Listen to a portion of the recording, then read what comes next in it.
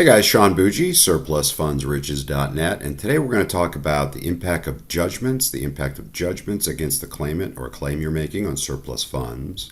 Also, guys, watch this video in its entirety. I'm going to show you how to collect 25% referral even if you don't even contact the owner, if they won't work with you and there's too much debt, etc. I know it's too good to be true, but bear with me and we'll get into that as well. Now listen, judgments against the ex-owner, the deed holder prior to the auction, that's your claimant, right? Have a claim in front of the ex-owner, and that has to be paid. It's not if they don't show up, they don't get paid. It's the court says, no, they're owed this much money, so they have to be paid that much money as well. Now, granted, $50,000 surplus funds retrieval, $30,000 debt, we can still go after 20 grand for $30,000 judgment, we can still go after 20 grand for the owner. Now, and again, I'm going to show you how to eliminate some debt as well. Here's when the judgments do count. If the judgment is recorded in the same county where the foreclosed property was located, okay, the judgment is not expired or satisfied, terminated, paid off. It's an open judgment, and the judgment was in place prior to the foreclosure, they will all count against the surplus. I know other guys aren't telling you this, but it's the truth.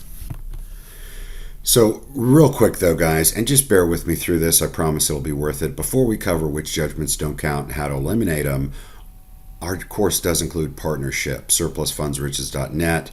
Basically, our partners check for mortgages and liens. They use the register of deeds online. When we strike the deal, we have an attorney. We always use an attorney. Double check the title work they did. They also check for judgments. A lot of times judgments are not accessible online. And I'd really appreciate if you guys would post in here if you had a deal fall apart because you didn't know about researching debt and it came back to haunt you. We do that to make sure the deal's solid, and because we use a structured buyout, we give 10% of the gross amount up front within 2 weeks after we get it. That's why we check the debt and check that our researcher did the right work, our partner. We give them 10%, the claimant 10% up front, and the rest of whatever we agree to on the back end. Again, comment if you've run into an issue with creditors killing your deal because you didn't know you had to do that. All right, so when judgments do not count, if they have expired, the judgment expired. Now, if there's no date on the judgment, you'll run across that occasionally. You can use the state statutes to determine what or when it was supposed to expire. NOLO.com is a great reference for that. If there are multiple deed holders, a judgment against only one of them only accounts against their portion of surplus. It's important to remember, right? You got a $50,000 retrieval. Two people were on the deed, John and Mary. John's got a ton of money, a ton of judgments against him, more so than the 25 grand that's his portion. You can actually just go after her portion for her and let him lie with that. If the judgment was recorded in another county or state, it doesn't count as well. Here are judgments that cannot be eliminated real quick, just so you know. You're wasting your time. We've had people try to pursue this. Municipal liens, okay, code enforcement, trash, school, overlays, community redevelopment loans, that type of thing. You're not going to get rid of those. State and federal tax liens, nobody's going to deal with you on that. And then medical or hospital judgment, and here's why.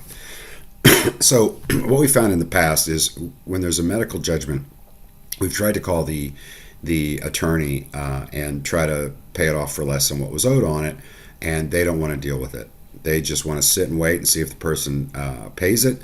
It's not worth the bad look for the hospital for them to go after that hardcore. They just put the judgment there and hope it's going to get paid. And the attorneys 9 times out of 10 won't even work with you. I know that's crazy. Let's talk about eliminating judgments. So there's a couple of judgments you can eliminate. One of course is free. That's a bail bondsman judgment. It's easy to eliminate as long as the person didn't skip. You're going to see bail bondsman bail bondsman deeds on there. You can call them. There are state statutes that make them remove that very, very quickly. So if it's still on there, they probably are past that deadline and they're going to remove it really quick. Credit cards or personal loan companies, you can often ask for a smaller payoff of the debt. Unfortunately, guys, this often requires you to pay them a small portion to do that. That's an upfront buyout. I was successful in paying off one creditor. It was a HELOC loan and equity line. They actually reached out to the owner after the sale and said, hey, you still owe us 32 grand, but if you give us 8, we'll consider it paid off. They happened to let me know that. We paid it off, went after the overage. Actually, they came back later and complained during our petition. and said, had we known, we wouldn't have taken. The court said, hey, we told you about the money. They have to let everybody know that has an interest in the property. We told you about the money, and you didn't come and get it, and you've recorded a payoff. So that's that. Also, if they have sold the debt to someone else, it's extremely hard to do. That's a pretty deep rabbit hole, guys.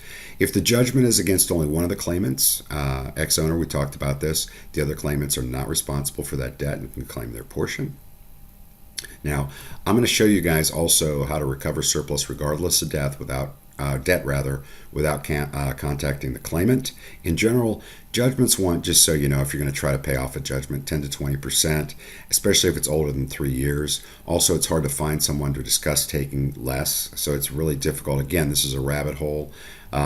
Finally, the inquiries about debt require the debtor to give written permission, so you're going to have to get up with the creditor, or rather the debtor at that point, which would be the claimant that owes this money, and have them sign off on allowing you to talk to them. And that's because of FCRA, Fair Credit Reporting Act. They're not going to talk to you without something in writing from the person, the claimant. Point is, guys, don't go down the rabbit hole chasing a debt payoff without having an agreement with the owner, and you could put several deals together with a higher net to you in the time it takes just to eliminate the debt. So if you're going to go down that hole, it better be a lot of money, and you're going to do that one on your own. We typically avoid that just because the benefit versus time is not there. All right, here's the big one. This is called our hybrid program. And if you already purchased one of our programs, you can find this on your past buyer loyalty discount button. If you open up your ebook and click the link to the resources page and put in your password, that'll take you to the resources page. On there should be a button or a link that says past buyer loyalty discount, and you can probably pick that up. I believe the hybrid's currently offered for either $397 or $447. What it does, guys, if you talk to a claimant and they're not willing to speak with you, or there's too much debt, or you can't find the claimant, you use pacer.gov and you look up to see if the claimant filed for bankruptcy, usually 2 years before, all the way up to 2 years after the foreclosure. If they did, the bankruptcy court has a priority claim in front of everyone except for the IRS. You can literally call or email the trustee that handled that particular case. It's all in pacer.gov. You can email them and say, I want a 25% referral, and I'll tell you where the money is. It's not their money. They don't care, and it's federal, so there are no finder caps at all with that. There are no finder caps for us on surplus, but that's because we use a structured buyout and attorneys. Regardless, that's available in some of our bundles if you haven't purchased before. It's a great way to get around it.